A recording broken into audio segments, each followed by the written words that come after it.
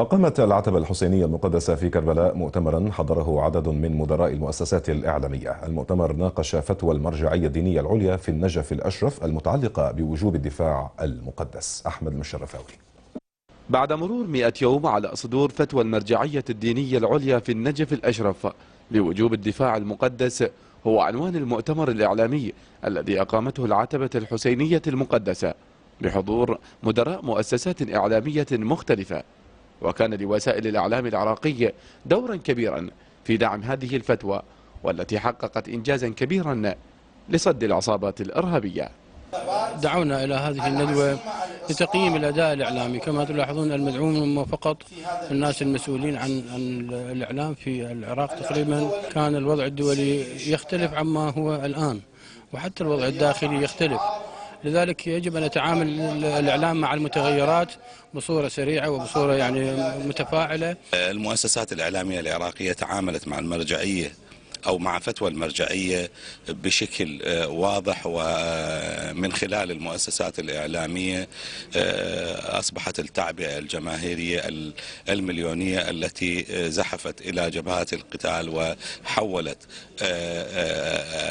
الهزيمة التي كانت في الموصل وفي صلاح الدين بعد 3 أيام إلى نصر، وها نحن نجني ثمار هذا النصر. وعلى الرغم من الإمكانيات البسيطة للمؤسسات الإعلامية العراقية، إلا أن الإعلام العراقي كان له الدور الكبير في دعم فتوى الجهاد الكفائي التي أطلقتها المرجعية الدينية، وزرع روح التضحية والدفاع عن الشعب العراقي دون التمييز بين طائفة وأخرى.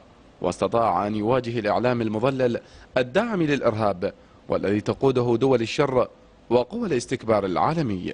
فتوى الجهاد الكفائي أحيت الروح العراقية الجهادية، أعادت علماء الدين دورها، أعادت للمرجعية الدينية ثقلها السياسي والأمني والقيادي في المجتمع العراقي.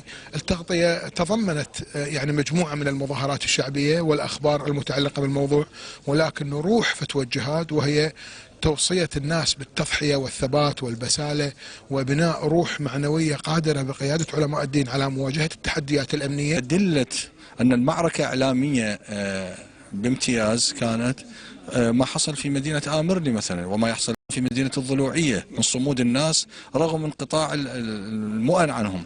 هذا الصمود أثبت للعالم أجمع أنه العدو ليس كبيرا وليس قويا ولا مقتدرا كما تريد أن تدعي مكائن الإعلام التي كانت تخدم هذا العدو. الآن أصبح واضحا للجميع أن هذا العدو لا يستهدف طائفة بعينها، إنما يستهدف الجميع. من هذه المدينة المقدسة ومن مدينة الإمام الحسين عليه السلام انطلقت فتوى المرجعية بالجهاد الكفائي، والتي قلبت الموازين على الساحة العسكرية والسياسية في البلاد.